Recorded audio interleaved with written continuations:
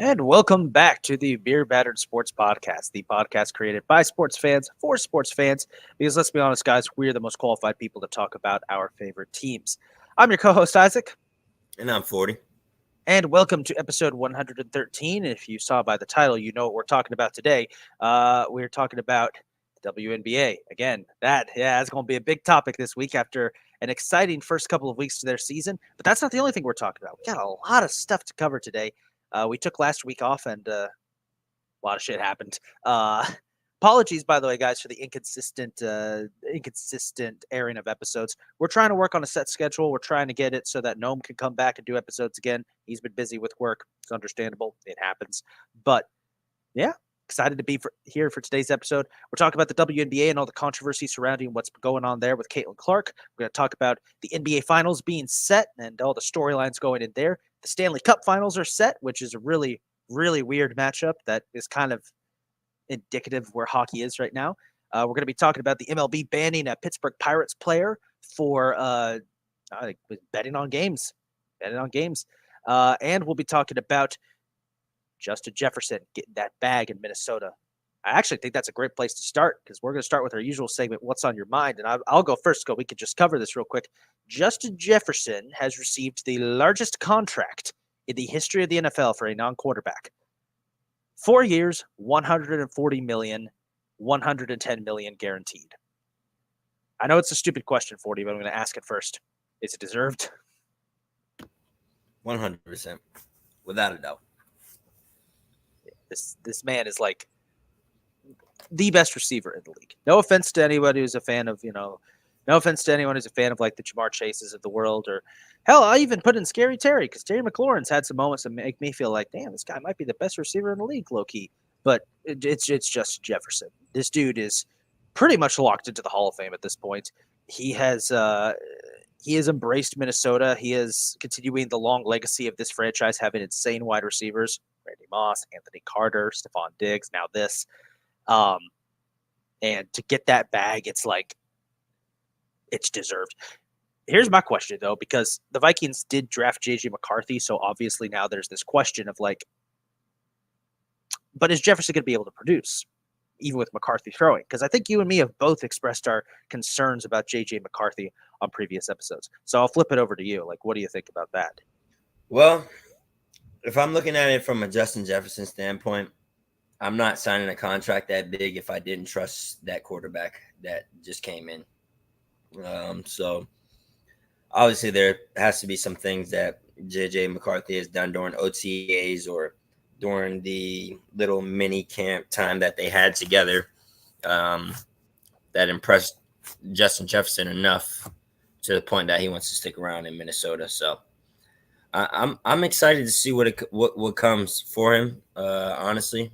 And I'm hoping he produces with JJ McCarthy back there for sure. But my big question is obviously I think like the point you made about the OTAs, he probably did see something out of JJ McCarthy. And I genuinely hope that JJ McCarthy does well. I mean, I know we rag on him a lot because he was at Michigan and his whole job was to hand the ball off, but he had his moments. I think it's just that because he was a game manager quarterback when he got taken in the first round, it was like, what the hell? No, game managers don't get taken this early.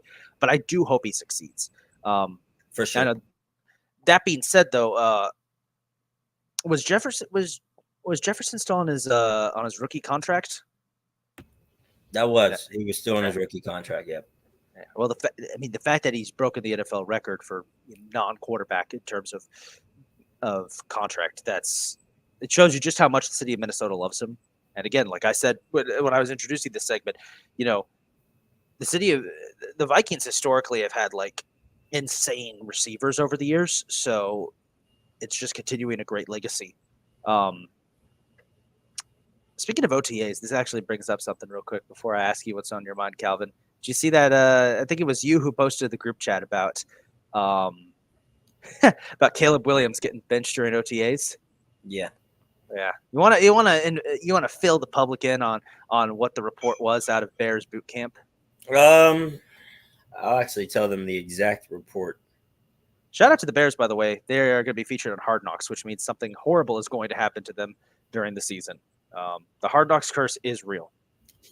Yeah, for sure. Very real. Oh, it said Caleb Williams has been benched during Chicago's OTAs after throwing 7 consecutive interceptions. Rookie Caleb Williams has had a rough start at OTAs after throwing multiple interceptions and not completing a single pass in 7-on-7 drills. Coach thinks Williams has been reliant with his scrambling and scrimmages and have told him directly, stop playing like our last quarterback played your game. Oh, now I have to ask this because the journalist in me is just curious. Where did that post come from? Where did that information come from? It came from NFC.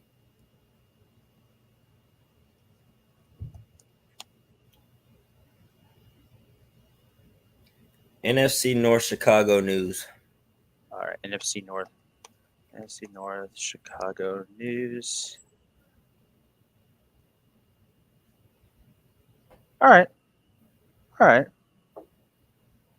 Well, if that ends up being true, like, good God.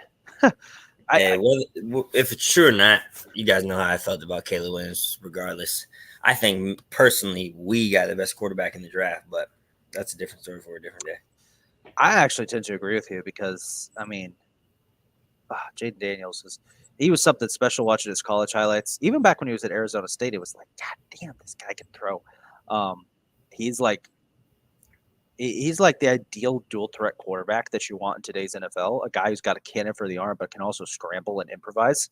And I think that the Commanders are going to be like, I wouldn't say contenders, but I definitely say that they take a major step forward. Did you see the whole thing about the Commanders? The Commanders actually, their new culture is actually, they got its first big test because they had their kicker, Brandon McManus, got like accused by 2 flight attendants of some heinous shit. And they cut him. They were just like, listen, we don't care if there's an investigation ongoing. We're trying to clean house. We're trying to keep the new culture clean. You got to go. They got to go ahead and call Jake Bates. I at the end of the day, the fact is, like, Washington's taking steps in the right direction. That's all I'm going to say on that. Anyway, back to what's on your mind. Calvin, 40, what's on your mind? Well, what's on my mind is actually going to piggy off of what was on your mind. With Justin Jefferson getting that big of a contract, it has to have people thinking, what is the contract we're going to see CeeDee Lamb and Brandon Ayuk get? Ooh. 2 guys that are probably in the same. Well, I will put CeeDee Lamb and Justin Jefferson's stats are pretty identical throughout their first 4 or 5 seasons. How many ever years they've been in the league now? I'm looking at CeeDee Lamb's stats right now. I mean, Jefferson came in like 2019, right?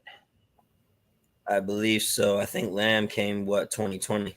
2020 so far, as of the end of the 2023 season. CeeDee Lamb, 395 receptions, 5,145 yards, and 36 total touchdowns. Justin Jefferson, just pull up his. By the way, I just want to say NFL receivers have the coolest names out of any position. Like, it doesn't matter. Like, the receivers, every team's got that one receiver with the coolest name you've ever heard. That's Justin Jefferson, as of also 2020, 392 receptions, 5,899 yards, and 30 touchdowns. All right. CD's got more touchdowns. Yes. I mean, we have to look at, Jefferson being injured half the season this season. But, like through the first 4 seasons, they have nearly identical stats. So you can pretty much put them in the same tier there. And it leads you to think if he gets $140 million, what is CeeDee Lamb going to get? And then I say put Brandon Ayuk up there as well because I believe Brandon Ayuk was a second round guy, and his stats are pretty great for a second round guy. He's been skipping mandatory minicamp. Yeah, he wants that check. He does. I mean, so far for Ayuk from 2020, 269 receptions, 3,931 yards, and 27 total touchdowns. To be fair to Ayuk, though, the 49ers weren't really using him in their starting lineup until recently. But once they did, he started to really take off. They all have really similar. Ayuk definitely is going to get a smaller contract just because the numbers aren't there for him. The talent, I think, is because I think Ayuk is like one of the most underrated receivers in the league. You know, whenever you think of like great plays from last year's playoff run, you're like, yeah, Brandon Ayuk made a lot of those. My hope is that San Fran doesn't pay him so that he can come over to Washington with his best friend. Yeah, you always hope that they come to Washington. I mean, San Fran definitely has the depth at receiver. They've got Debo for now, and then they've got that one dude. Who was that guy last year who like balled out in the Super Bowl? Who was that? Hang on. That Juwan was, Jennings, maybe. I think it was Juwan Jennings. Let me just double check. Yeah, it was Juwan Jennings, which is crazy because I remember Juwan Jennings in college having that Hail Mary catch for Tennessee, and then he was going to be MVP of that game if the Niners won. I mean, he threw a touchdown pass. He had 4 receptions for 42 yards and a touchdown, plus one of the key receptions of the game that set up a go-ahead field goal for that team. If the Chiefs hadn't had Patty Mahomes, like, you know, Juwan Jennings is winning that. So I don't know. San Francisco at receiver. San Francisco is pretty deep. Obviously, they got Debo Samuel. They got Brendan. They got Juwan Jennings. Obviously, you got McCaffrey, who's a dual threat talent, no matter what. So with Brendan Ayuk, oh, and Ray McLeod. Don't forget Ray McLeod. So I could see them be willing to let Brendan Ayuk walk, especially if he doesn't want to play anymore for them, which I don't understand why. San Francisco is like a great team. They're going to be a title contender no matter what with how stacked they are. But in terms of CeeDee Lamb, I think CeeDee gets something similar to Jefferson, but maybe not as much money just because it's a Dallas thing. Not only that, Justin Jefferson has an offensive player of the year. Yeah. CeeDee Lamb is great, and he's definitely one of the top 10 receivers in the league right now. But Justin Jefferson is just listen. CD is here. Jefferson is here. Like it's close, but it's Justin Jefferson, man. It's like the dude is. It's Jay Jettis. The man is insane. You know, he's been in the league for 4 years, and he's already established himself as arguably as probably on a trajectory to become one of the best receivers of all time. So yeah, interesting things to think about. All right, let's get into our main topic for today's episode. We're gonna kind of shift gears here and talk about a situation ongoing in the WNBA, which is that Caitlyn Clark's been getting the shit beat out of her regularly. If you guys aren't familiar with the situation going on, Caitlyn Clark, massive media attention this season for her rookie year in the WNBA, has got more eyes on this league than pretty much any other player has in the league's history, which is kind of disappointing because the WNBA has had a lot of star power that people just haven't been watching. There have been that's disappointing on my part, but regardless, hey, it would take somebody to finally get eyes on it. This weekend, as part of their opening of the first game of the WNBA's Commissioner Cup on Saturday, the Fever faced off against their arch rivals, the Chicago Sky, who just happened to have Caitlyn Clark's arch rival from college, Angel Reese. Now, the Fever won that game in a nail-biter. I think it was 71-70. Great game. Fantastic game. But during that game, a member of the Sky body slammed Clark into the ground. Initially, that was ruled a technical foul. It was upgraded to something more severe, and that player has received a fine. I'm forgetting that player's name. I do know Kennedy Carter. Kennedy Carter. There you go, Kennedy Carter. In post-game interviews, Kennedy Carter said, "I'm not answering any questions about Caitlyn Clark," and later went on Threads, which, by the way, today I found out people still actually use Threads. That was a fad for like a couple weeks when we thought Twitter was dying. Guys, Twitter's a cesspool, but it's still here to stay. Like, come on. Sorry, I get sidetracked. She goes on Threads and talks about what does Caitlyn Clark bring to the table? I mean, yeah, she shoots threes, but what else does she bring? And this has caused a whole lot of discourse on all forms of sports media about the WNBA that it's never really had before. People have never been talking about the WNBA more than they have right now. And it's mainly because of what Caitlyn Clark and this rookie class have done. I say this rookie class because a lot of commentators have been kind of forgetting that there's other stars in this league that are coming out of this draft class. Yeah. But Caitlyn Clark has, but I will say Caitlyn Clark has been getting most of the media attention because she's one of the most dynamic women's players we've ever seen. And she's got eyes on the game. And so there's been all this discourse, and seen as we like to pride ourselves on Beer Battered Sports as being the guys who know the most about their favorite teams and are probably the most qualified people to talk about it. I think we should give our own insert ourselves. So you want to take a swing at it, 40? Out here, I'm getting the pinata set up. Go ahead, take a swing at this extremely hot topic issue that got Pat McAfee and Stephen A. Smith in a lot of trouble. If you know, you know. So one thing I will say is, first of all, shout out Caitlyn Clark, man. You know, she's definitely received a lot of controversy from a lot of women in the WNBA due to the fact that all the women in the WNBA feel like, and they are, the media itself is singling Caitlyn Clark out as if Caitlyn Clark is the only person that plays in the WNBA. So the other players are taking that into disrespect. Yeah.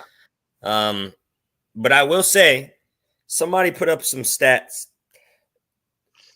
after Angel Reese. Excuse me, sorry, Angel Reese. And don't get me wrong, I love Angel Reese. Angel Reese is probably, one of my favorite W players. But she had said something along the lines of, it's not just because of one player, it's because of me too, and this, that, and the third. Somebody had pulled up some stats of a non-Caitlyn Clark game last week, and there was only like 10,000 people that was the most in the stadium. And then they pulled up a Caitlyn Clark game last week, and there was like 18,000 fans to 20,000 fans in the stadium. So her presence does make a big difference. And if the other women would see that her presence makes that much of a difference and look at it in a positive way as, okay, there's more eyes on us as well, not in a negative way as, oh, everybody's just focused on Caitlyn. Don't get me wrong, though. What's happening with Caitlyn Clark with, people shoving her and all that? Trinity Carter was out of line, 100%. The other women that we've seen in her first 10 games of this WNBA here, I think they're just playing great, excellent defense. And it's exactly what Diana Taurasi was talking about, the transition from college to the W. Yeah. And, in the sense of, this isn't college anymore. This isn't just you're not going to just go get an easy bucket. We actually, get to it over here. Yeah. So besides Trinity Carter, I think she definitely does have a big target on her back. But besides Trinity Carter being out of line, I think these girls are just showing her what the W is going to be about. 100%, though, I believe she's going to adjust because she's a great player, great dynamic player, like you said. Yeah. And I hope that, as she adjusts, the hate starts to die down with her as well, because I don't know why we would hate on a woman for bringing us more publicity to our sport, even though we should have had that publicity already. You should, be appreciative of the publicity she is bringing to the sport. So a couple points. Obviously, the first thing, I think I got like 5. I've been thinking a lot of this. First up, Trinity Carter, way out of line. There's fouling a player, there's playing rough, there's playing good defense, which they do in the WNBA because it kind of has more of that 90s, early 2000s style basketball. But that was just out of line. Yeah. Players definitely been playing a lot harder against Clark. And I think a lot of that, there's a lot of factors leading into that. I think it's because the media won't shut up about her. She set all these records at college. Everyone gushed over her. We all called Sue Bird and Diana Taurasi jealous, but they probably are just looking at us like, oh, she's going to have to learn. Because I feel like something that we have that sports media, that the main sports media outlets that are struggling to cover have failed to notice is that the WNBA has been a damn good league for years. It has had some of the best women's basketball players on the planet, arguably the best. It has had some insanely good players come through, and the style of play, it's for some people, it's good style. It's the kind of play they want to watch, Um, some people it's not. The problem has been that nobody wants to watch it. And I think originally there's a lot of factors for that. I think one of the big ones obviously is that, to a lot of people, they see a women's sports league and they think, go back at the kitchen, make me a sandwich. It's gross. But that's not the point. The point I'm trying to make is this. Caitlyn Clark, Angel Reese, and this whole rookie class. And I'll give all of them credit because they've gotten a lot of attention, not just Clark. Clark is the main Clark is like the big star, and the other rookies class are like the people orbiting her, if that makes sense. Kind of. Because Clark is bringing all the attention, but then you look at the star and you look out where you're like, oh, Angel Reese and Camila Cardozo are cutting it up in Chicago. Cameron Brink, early contender for Defensive Player of the Year over in LA. Alyssa Peely in Minnesota is like, hey, she's got it going on too. There's a lot of star power in this rookie class that and I think that the media's focus exclusively on Caitlyn Clark is kind of fueling kind of this, I wouldn't say hatred, but I'd say just intensity that some of the veteran players have, where they look at Caitlyn Clark and be like, she's gonna, they won't shut up about her. Well, let's show her what it's like. Like the game that the Fever had against the Seattle Storm, where Victoria Vivians got all up in Caitlyn Clark's face and was like, yeah, bitch, yeah. But I think I definitely agree with you that the intensity, the triple teaming, the insane defense we're seeing against Clark will die down eventually. And she's already adjusting pretty good. She's had a couple 30-point games. She's already starting to cook a little bit. I think a big issue with her and the Fever is that, their coach is not very good at making adjustments, and they've had a horrific schedule to start the season. They've had to play like the Liberty 3 times, the Sun 3 times. They've had to play nothing but like the big heavy hitters in their conference. And the only games they've had against, bad teams, they've actually done pretty well against. I think they got to win against the Seattle Storm and the Los Angeles Sparks. So, the Sparks and the Sky. Sorry, they only have 2 wins. The biggest issue with this whole story to me is how some of the media has been covering it. I mentioned, the media is like kind of pushing Clark as the only big name in this rookie class, and I can see why some players like Angel Reese might start being fed up. Like, hey, we're here too. Like, we were getting big money, we were getting attracting lots of attention in college too. Like, we're still here. And the media has not really helped. There was obviously the whole situation last night where Stephen A. Smith and Monica McNutt kind of went on it on ESPN, and it led to a lot of controversy with people being like, why does Stephen A. think he can talk to Monica like that? She's like one of ESPN's senior WNBA analysts. She knows the sport. There was a situation, I think it was yesterday or this morning, where Pat McAfee used some not so choice language to describe Caitlyn Clark, and it was like, dude, like, what the fuck are you doing? There have only been 2 outlets that I feel like have covered this in a really good way.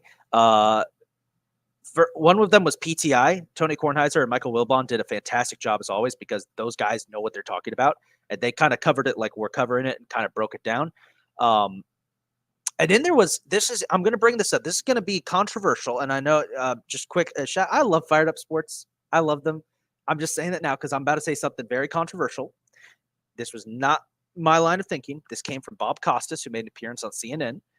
But CNN had actually covered this, which at that point I was like, oh, the WNBA has made it. They got CNN talking about them. But Bob Costas was on there, and he was having a conversation with somebody, and he brought up a very controversial take that kind of made sense, because he brought up the fact that Caitlyn Clark isn't the only rookie who's been getting, tossed around. What's her name? Angel Reese got body slammed by, I think, Alyssa Thomas of the Connecticut Sun during an early season game between those two. I remember that happening and thought, like, God damn, they're playing her tough. And Bob Costas brought that up, and he's like, now, why aren't we talking about that, but we're only talking about what happened to Caitlyn Clark, when both were pretty egregious and both should have been technical fouls? And it's like, oh, that's a good point.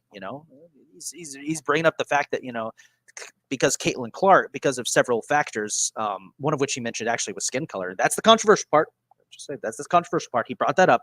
He's like, because of all of these controversial factors, Clark's story sells more for the media.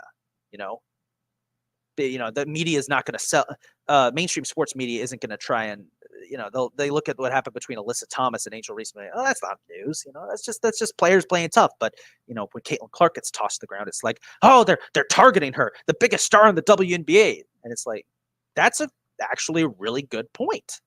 That and it's something as uncomfortable as it can be to talk about it. It's definitely something that I feel like Bob Costas has a good point. Bob Costas is a fantastic sports journalist, by the way. Like Bob Costas, even if he's talking about stuff that maybe he shouldn't be talking about, he usually presents it in a respectful and a good manner. So I'll say that much.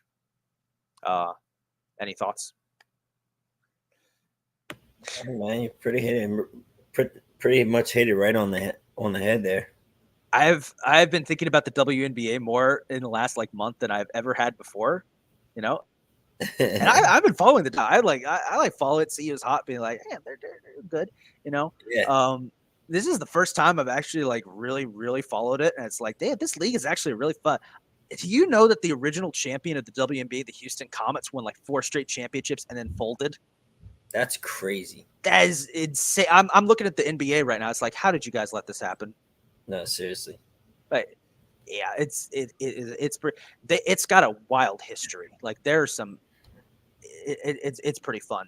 Speaking of the WNBA, if you guys are interested in more WNBA coverage from Beer Battered Sports, well, we've got you set because yours truly is going to the Fever Mystics game on Friday at 7:30 p.m. and we'll be providing full coverage on our Twitter channel. So make sure you guys are following Beer Battered Sports on Twitter, where you guys will Mystics on Friday. I'm about to look that up. I might have to get in there. If there's hey man, cheapest tickets are $65. Okay, it's the Caitlyn Clark effect. They had to move it from the Mystics' usual arena in Southeast DC up to Capital One Arena. I'm actually kind of glad about that because Southeast DC is a bitch to navigate, but Capital One Arena is right in the middle of downtown, so you can get off the metro and be right there. I'm excited to go see it.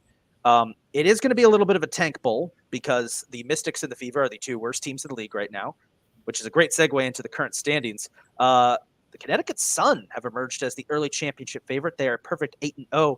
Having watched them play the Fever 3 times this season, I can say that they are probably going to be in the finals at some point. The New York Liberty sits second in the East at 7-2, followed by the Atlanta Dream, who have had a quiet season at 4-3. Then you got the Chicago Sky at 3-4, the Fever at 2-9, who are still struggling to find their rhythm, and then the Mystics at 0-8, who are, well, Elena Deladova is out, and that tells you all you need to know about them. Over in the West, Minnesota has emerged as a surprising contender at 6-2, ahead of the Las Vegas Aces at 4-2. Shout out Kate Martin, by the way, not only making the Aces roster, but doing a great job as a role player. Seattle Storm currently sit third at 5-3, with the Phoenix Mercury behind them at 4-5. Then the Dallas Wings at 3-4, and the LA Sparks at 2-6. So it's been a fun season so far for the WNBA. A lot of I'm looking forward to going to my first ever WNBA game on Friday. I'm going to provide all the coverage on Twitter. It's going to be fun. With that being said, let's segue over to baseball, where we had a little drama. We're just going to do a pit stop here before we get into the NBA and Stanley Cup Finals. The MLB announced today that Pirates player, I'm going to try my best, Tusapita Marcano has been banned for life for betting on games.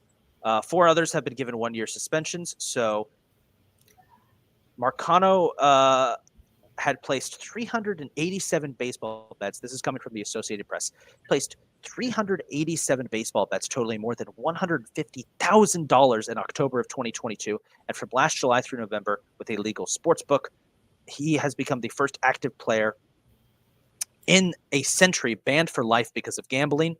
Other players who were suspended for a year include Athletics pitcher Michael Kelly, San Diego pitcher Jay Groom, Arizona pitcher Andrew Salfrank, and Philadelphia infielder Jose Rodriguez. Each of these players wagered under $1,000, and only 2 of them actually previously played in the majors. So, as our betting expert, Calvin, I'm going to turn this story off to you. What's the reaction to the MLB cracking down? Buddy's an idiot. They're all idiots. I don't get it. They make it so simple for them. Like, You can bet, just don't bet on your sport. And everybody continues to keep betting on their sport. And I just don't understand. Like, it's mind boggling to me. You made millions of dollars and you're losing the millions of dollars for thousands of dollars that you're not even winning. Yeah. He's an idiot. This is like the third major betting scandal we've seen over the last year too, because you had the Raptors guy who got banned for life or something because he was betting on himself. You had Shohei Ohtani's interpreter who was involved and had so much gambling debt that like debt collectors were threatening to go up to Shohei while he was at the park and like break his kneecaps. And now this, the got a Pirates player on their starting roster getting banned for life because bro placed a bunch of bets. It's a shame too because Marcano is kind of more of a utility player. Sorry.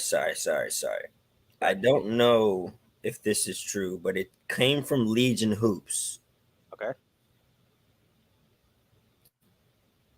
The Lakers are finalizing the hire of JJ Redick as their next head coach. We're going to take a U-turn real quick. JJ Redick. Let me take a look.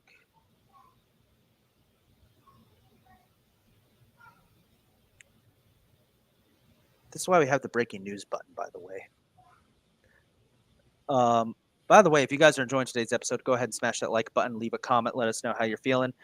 We appreciate all the support. Today's episode, it looks like it's had some really good numbers. So, let's see.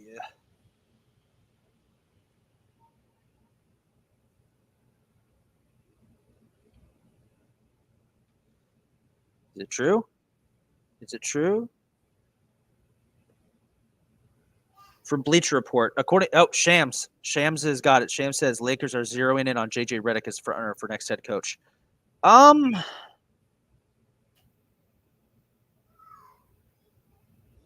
don't know. What do we think about this? What do we think about this hire? Hey, it was right in front of our faces the whole entire time. Literally, the second JJ Redick and LeBron James dropped the podcast, and you hear JJ Redick say, "LeBron, what's your favorite inbound play, and how would you run it? And who is it that you would have running it? And who? Let's say you're passing. Let's say you're the one that's passing the ball in. This, that, and the third. Blah blah blah." He was picking LeBron's brain from day one, learning LeBron and what LeBron likes and what LeBron would like to do. And now, I tried to tell people, man. I knew it. We're back. We're about to go get Bronny. We're back. All right. Calm down there. We're back. I think it's a good. I mean, yeah, like obviously, if you got your potential future head coach asking your star player, how do you want to run this play? That's a good sign, obviously. Redick is only 39. That's the craziest thing. This dude is young. That might be the youngest head coach in NBA history. All right, let me double check this. Youngest head coach in NBA history. We're back.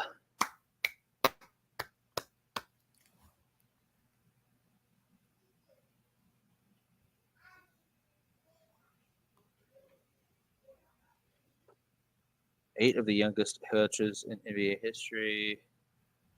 The youngest of all time was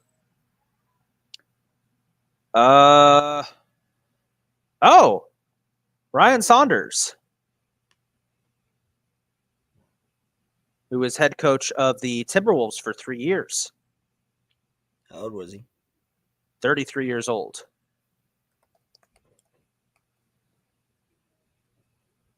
Yeah, he's currently assistant for the Nuggets. He was 33 years old when he was head coach of the T-Wolves, so he was the youngest of all time. So Joe Mazzulla, head coach of the Celtics, is pretty young too. He's 35, and he led them to the finals. That's crazy. That is a great transition also to the NBA Finals, which are gearing up to start this week on Thursday. We are really looking forward for this. So it has come down to the final two. The Dallas Mavericks and the Boston Celtics. The Celtics emerging from the East with a 64-18 record, the best in the East. They defeated their arch rival Miami 4-1 in the first round, defeated the Cavaliers 4-1 in the second round, and then crushed the Pacers' hopes and dreams with a sweep at the conference championship game, losing just 2 games over the course of their run to the finals. This is a Celtics team that is loaded with star power, most notably their big three of Jaylen Brown, Al Horford, and Jason Tatum. Don't forget they've also got some stellar veteran players in Drew Holiday, Kristaps Porzingis, who is injured, unfortunately. And let's not forget about Derek White. I was losing my track of thoughts for a second. This is a very impressive Celtics team. Kind of a similar build to the one we saw 2 years ago that got beat by the Warriors, but still a really, really good team. Oh, hey, what's going on, Kylie? Kylie, close your ears. We're talking about the Celtics. Their opponent shall be the 5th seed out of the West, the Dallas Mavericks, a team that's been on the rise for the last couple of years. After a brief rebuilding period after the Dirk era has ended, they have reemerged around 2 superstars and have built themselves into one of the most exciting young offensive teams in the league. After several seasons of coming up just short in the playoffs, they have finally broken through, finishing with a 50-32 record. They slipped past the eternally tortured Los Angeles Clippers in the first round, upset the top-seeded Oklahoma City Thunder in the second round at 6 games, then took down the Minnesota Timberwolves 4-1 in the conference finals, crushing the hopes and dreams of everybody who wanted Minnesota to finally make it to the finals. They are finally here. This team is, of course, built around their 2 major superstars, Kyrie Irving and Luka Doncic, but they are chock full of stellar players, including veterans Dwight Powell, Maxi Kleber, Tim Hardaway Jr., Derek Jones Jr., PJ Washington, and of course, the oldest guy on the team, Markieff Morris. Daniel Gafford, too, man. Don't forget about my man, Daniel Gafford. Don't forget about Daniel Gafford, too. This is a team that's got a couple of big-name superstars, but also a bunch of, kind of more underrated guys that you kind of really haven't heard of before. And then you're like, oh, they're pretty good. Should be an interesting series. First ever meeting in the finals between these 2 teams. This is the 18th appearance in the finals for the Boston Celtics, the most all-time in NBA history, which I think is tied with the Lakers for now. So they're trying to beat it. For the Mavericks, this is only their 3rd appearance in the finals. They're one of those teams that kind of appear in the finals every couple of years. Their previous, I'm not going to go over all of Boston's previous finals appearances because we would be here for an extra hour, but let's just say the last time that the Celtics were in the finals, they lost to the Warriors 2 years ago. The last time they won in the finals was back in 2008 when they beat Kobe and the Lakers. And yeah, that's all we need to know about that. For the Mavericks, the last time they were in the finals was in 2011 when they upset LeBron James in the Big 3 Heat to win their first and so far only championship. So, a lot of big storylines for these finals. I'm really excited. This is a really, really good matchup. All right, Calvin, give me your predictions. What do you think will happen? I think we've seen this episode before. You just talked about it. 2011, small, European-led small caliber team versus a super team. He went over there and he upset LeBron James and that super team. I think we see the same thing again. European-led, small caliber team. He has a sidekick next to him. Celtics super team. I'm going Dallas in 6. Ooh. I just think Kyrie Irving and Luka Doncic are just way too much. I understand.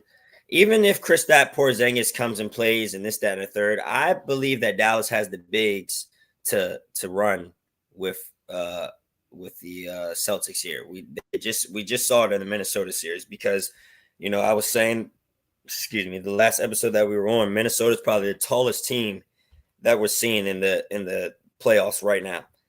Dallas showed that they can match up with Minnesota's length, beat them in 5 games. I don't think that length is going to be a problem for the Mavericks. I think on the defensive side, they are very fine. On the other end, the Celtics on the defensive side are very fine as well. But I'm going to take, and this is my opinion, I'm going to take the best point guard to play the game and Luka Doncic, probably one of he'll probably be talked about as the best when he's all said and done. I'm going to take the best point guard in this shit and Luka Doncic over Jason Tatum and Jaylen Brown any day of the week. And I'm not saying that in disrespect to Jaylen Brown and Jason Tatum. We've never seen anything as gifted as Kyrie Irving before. And I don't think we've ever seen, and when I say gifted as Kyrie Irving before, I say that in a sense as point guard, because I'll be honest with you. LeBron James out of his own mouth said Kyrie Irving is the most gifted player we have ever seen in the NBA, ever. And that means he's talking about better than himself, better than anybody. Like the most gifted, we have to give it to Kyrie Irving. I don't think we've ever seen a person with the handles and the finishing touch that Kyrie Irving has. I didn't realize how good his handles were until I was watching some highlights before this show, and I was like, "Oh, damn, Kyrie actually can hoop." I never realized that. Yeah. I like that prediction a lot. This Mavericks team, I think, is a lot of fun. I'm really glad it's the Mavericks because I was getting concerned that we're going to have one of those random Western Conference teams that has never done anything get in here yet, and it's like I'm not ready for that yet. Just talking to you, Minnesota, Oklahoma City. No offense, it's just not yet, guys. Not yet. We're not ready yet. I like this matchup a lot. This is a really, really fun matchup. This is a Boston team that's really pissed off. The last time they were here in the finals, they were like, we've been building up something big here. We got a legacy. We were here for the 75th anniversary finals. They got beat. They got that bitch slapped by the Warriors. I don't think that series was even close. Whether it went to like 5 games. Yes. Yeah, that wasn't even close. So they've loaded up, obviously. They've got their big three, but it's not really a big three. It's not kind of like the big three super team structure that we've seen in the NBA recently because they've got a lot of good depth pieces. Yeah, they got those 3 big players, but they've also got Derek White. They've also got Kristaps, if he comes back from injury. I hope he does because I love watching the Unicorn play. There's nothing better than watching a Tinkus Pingus double hand slam over everybody while some guy from New York screams, "Who the fuck is this guy? I didn't even know that Latif," Shout out anybody who knows that reference. I'm just glad Kristaps is in the finals, man, even if he is injured. But, this Boston team. They want revenge. They're like, hey, we didn't get to show our true stuff. We had to go up against the Warriors dynasty, and we got our butts kicked. Now it's like now fucking killer though, man. Yeah. They've been the best team in the league all season long. And they're also probably pissed off because everyone's been saying, oh, they had an easy path to the finals. Jimmy Butler got hurt when they played the Heat. Donovan Mitchell got hurt when they played the Cavs. Tyrese Halliburton got hurt when they played the Pacers. And that is true. They had an insanely easy road because all the superstars got hurt. But you know what? They still made it. That still counts for something. And they only lost 2 games. And that's pretty crazy to think about. On the other hand, you've got this Dallas team. Luka. He's a killer, man. He is. Luka's probably the best European player we've seen since Dirk. The guy handpicked by Dirk Nowitzki to become the next face of the Mavericks. The Mavericks have historically, since the early 2000s when Dirk showed up, this has been like historically the NBA's European representation. All right, they've always been led by a big flashy European player, and they got one here in Luka Doncic. This dude's a monster. He could drop 60+ points on you just like that without even thinking about it. The dude is ridiculous. See, and that's the thing. He can do that, but Kyrie can do that as well. Yeah. We've seen Kyrie score 60 before. We've seen, I think his highest was 59, so damn near 60. But we've seen Kyrie score 59 before. We just saw them together score 35+ in that game 5 against the Timberwolves. When Luka has a bad game, Kyrie can make up for it. When Kyrie has a bad game, Luka can make up for it. When Jaylen Brown has a bad game, Jason Tatum's most likely having a bad game too. And Jason Tatum has a bad game, Jaylen Brown's most likely having a bad game too.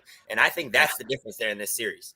I really would like to pick the Celtics for this series because they have been so good all season long, But like you said, Luka's a monster. Yeah. And if he's struggling, Kyrie's going to back him up. Not to mention the history here. Remember, guys, Kyrie played for the Celtics for a couple of years after he left LeBron and the Cavs. He did not enjoy his time in Boston. He was supposed to, be the face of Boston's rebuild after their big 3 had all gone and retired. But instead, what happens? Boston drafts Jason Tatum. Kyrie finds himself getting forced out, goes to rival Brooklyn, flips off Boston fans at the Garden, and never gets into the finals with the Nets. I'm telling you, he cursed the Nets when he did that. He's getting another chance here. He gets sent down to Dallas. We all thought it's going to be the end of his career, but Dallas has proven that they can fight back. They've got some depth on that team. They've got some guys, like you mentioned, Daniel Gafford. These are guys who you don't hear the media talk about a lot because Dallas is more of a like mid-small market team, even though Dallas is a huge city. You know, I mean, outside of Luka, they don't get talked about a lot. They're one of those teams that people are like, they're not one of the San Antonio's got Wemby, you know. Dallas, obviously, Luka still gets a lot of attention, but they don't talk about the other guys on that team. And I've noticed something about the NBA is that if you got a team with like one or two big superstars and a bunch of role players, I'm warning you, those guys are going to be pissed off. That's the thing with last year with Denver. All anybody wanted to talk about was, you know, what's his name? Jokic. Everyone talked about Jokic. They forgot Denver's got some killers on the team. They've got some good depth pieces. This Dallas team reminds me a lot about that, except they've got two Jokic's. Except they're both smaller, and one's not European, but he plays like a European. You know, with Kyrie's handles, with Luka's scoring ability, with that depth that Dallas has, I think that they take it, but I'm going to say 7 games because I think that Boston is going to be vicious trying to win this finals. The thing for Boston, like you mentioned, they've got to make sure that their superstars are in line because you mentioned it. If Jaylen Brown's got a bad game, Jason Tatum, the Celtics feed off each other's energy. And if one of them's having a bad game, the others are going to too. With Dallas, if one's having a bad game, the others are like, all right, it's my time to shine. I think that's going to give Dallas the win in 7. But it's very similar to the 2011 finals. You've got a big super team going up against a Dallas team led by a big European player that not a lot of people are given a good chance because they were a lower seed. That series in 2011, the Heat were like the 1 seed. The Mavericks were like the 3 or the 4 seed. You know, they didn't even win their division that year. I feel as if it's going to go the same way that 2011 did. I hope it does. Heat went up 2-0, and I think the Celtics are going to go up 2-0, and the Mavericks are going to win 4 straight. That 2011 series is one of my all-time favorite NBA series, just considering like the David versus Goliath aspect of it. I wouldn't call this one as David versus Goliath because while the Celtics team did win like 64 games, they aren't really viewed as a Goliath. It's more viewed of just, you guys got an easy path to the finals. You're about to get exposed. I don't think they're going to be exposed. I think it's going to be a tough series, but it's definitely going to be a close one. So you're taking them in 6. I'm taking Dallas in 7. I look forward to it. Man. It's going to be fun. Kyrie's the X factor in that series, and all the disrespect that Kyrie got for so long, the apologies got to be just as loud once he wins this championship. With that being said, let's talk about the other championship series taking place, the Stanley Cup Finals. Now, obviously, we don't cover hockey as much on the show as we should, so obviously we're not as well in depth, but we're still going to give our predictions. This year's Stanley Cup Finals is an interesting one. If you don't follow hockey history, let me lay it down for you real quick. The NHL, when the NHL was founded, Canadian hockey teams ruled the world, and they did for much of the NHL's first few decades. Until the 90s, when randomly the NHL started to expand rapidly into the United States and kind of left all the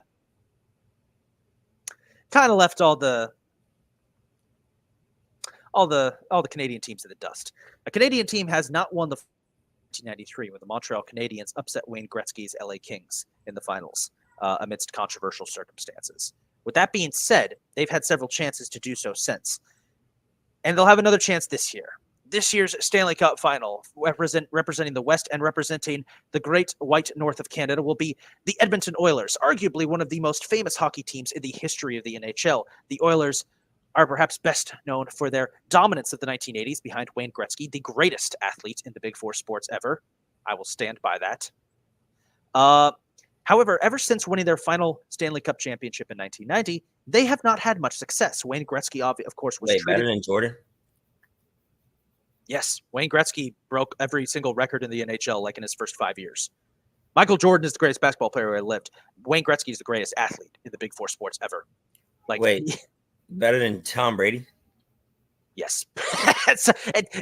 Brady. If there's a Mount Rushmore of one of the greatest athlete from each of the Big Four sports, it's Wayne Gretzky, Tom Brady, Michael Jordan, and fucking Babe Ruth. And of those guys, Gretzky has the biggest statue because, like, Alex Ovechkin is second, I think, in all time in goals, and I think he'd have to play for like 4 more years to catch Gretzky. Oh yeah, never mind. Yeah, yeah, there you go. But yeah, the Oilers, ever since the dynasty ended in the early 90s, they traded Gretzky away to the Kings, caused a lot of controversy, a lot of bloodshed in northern Canada. Look it up. People were mad. They'd never really been the same. They briefly had a trip to the finals in 2006, the year after the lockout, but that was a weird year. The NHL had just had a lockout. A lot of the teams weren't exactly sure, were kind of stuck in a semi-rebuilding phase. Oilers took advantage of that, stuck into the finals, lost to the Hurricanes. We don't talk about that series. It's really weird. They're back now, and for good reason. This is a team that fired their head coach early in the season. New coach Chris Knobloch comes in. They went 46-18-5 under Knobloch. They have emerged as a perennial powerhouse in the West, one of the best teams in the West for years. And right now, they finally have gotten back to the finals, first time since 2006. And it's mainly thanks to their two big forwards, Connor McDavid and Leon Draisaitl, two of the best scorers in the modern day NHL, who have just led this team to becoming an offensive, just one of the most dangerous offensive teams in the entire NHL. These guys are ridiculous, but they're not alone. They got some other really excellent star players. They've got guys like Matthias Ekholm, Derek Ryan, Corey Perry, Adam Henrique, Evander Kane, the extremely controversial guy that nobody likes. So they're a little bit unlikable too. Got to have some villains. They've got a great defense led by Ryan Nugent-Hopkins. Daniel Nurse is back there. Listen, this is a team that's got a lot of, notable big name star players, and they're playing for Canada. If you look at the Oilers' raw Canadian players, they are one of the most Canadian teams in the league, and they're carrying the hopes and dreams of Canada. Canada hasn't won a Stanley Cup since the Canadiens did it in 1993, and I don't think that really counts because they're from Montreal, and French Canada doesn't like regular Canada. I found that out this week. So Wow. Yeah, so technically the last time that real Canada won the Stanley Cup was 89 with the Flames. So Edmonton's carrying a lot of baggage. Their opponent also has a lot of baggage. It is the eternally cursed Florida Panthers. As for so fun fact, you're going to love this, Calvin. Would you like to know how many times a team not from Florida has made it to the Stanley Cup Finals in the 2020s? How many? Ever since the 2020 started, the Eastern Conference representative has been from Florida. The first 3 years, it was the Lightning. The last 2 years, it has been the Panthers. Florida is a hockey state. The Florida Panthers are the NHL's eternally cursed franchise. Their existence is solely based on the fact that they wanted a franchise in Miami, but they don't even play in Miami. They play on the edge of the Everglades in Sunrise, Florida. The Panthers are an enigma. They randomly got really good at the start of their existence, made the Stanley Cup Finals, got the shit kicked out of them by the Colorado Avalanche, came back last year after years of suffering, only to lose to the Vegas Golden Knights. But they're back again. They have emerged as a legit threat in the East. All of the work they have done to build up this roster has resulted in them emerging as one of the best teams in the NHL, which is really weird because the Florida Panthers historically have not been a good franchise. Them making the Stanley Cup in back-to-back years is really weird, and I don't like it, but it's mainly because they're my team's arch rival. But they are here, and they are ready to try and finally win it all. This is a team that is best known for just having this team has recently acquired some insane free agents that have really helped. This is a team that's got guys like Alexander Barkov, Sergei Bobrovsky, Aaron Ekblad, Matthew Tkachuk, the guy who was kicking ass up there in Calgary for years. These guys have gone all in on signing like big name free agents to come in and try and help them. And the result is, boom, they're back in the finals for the second year in a row and might be favored too. They were the number one seed for the East. They were the East's number one seed. Edmonton was, I think, the number 4 seed, I believe. So, sorry, they were the number 2 seed in the Pacific. Florida was the number 1 seed in the Atlantic. So it's a really interesting matchup. You've got an eternally cursed franchise in Florida trying to win their first Stanley Cup, going up against another eternally cursed franchise in Edmonton trying to win their first cup since the 90s and the first cup for Canada since 1993. Make your predictions. I'm going to go with Edmonton, man. Going with Edmonton?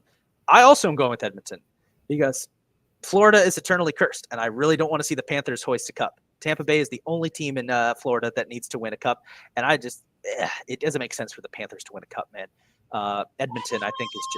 Edmonton is just a monster.